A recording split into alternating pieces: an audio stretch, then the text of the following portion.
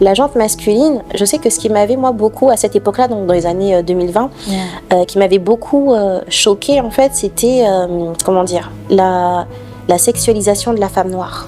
Des femmes noires qui ont voilà, une poitrine bien galbée, un beau fessier et un ventre plat. Et je me disais, bah ouais, elles sont magnifiques. Et quand on voit par exemple, oui, le type de femme que je veux, ou ça c'est un vrai type de femme avec des courbes, je me disais, bah moi en fait, je suis ronde de partout, je me sens comme une barbe à papa. Non, c'est l'une des peurs que j'avais en tant que candidate, c'est de me dire, effectivement, comme on a l'obligation de poster les photos, les vidéos de ce qu'on fait, je me suis dit, je vais avoir des insultes, des gens qui vont me dire, mais va te cacher, mais qu'est-ce que tu fais en fait?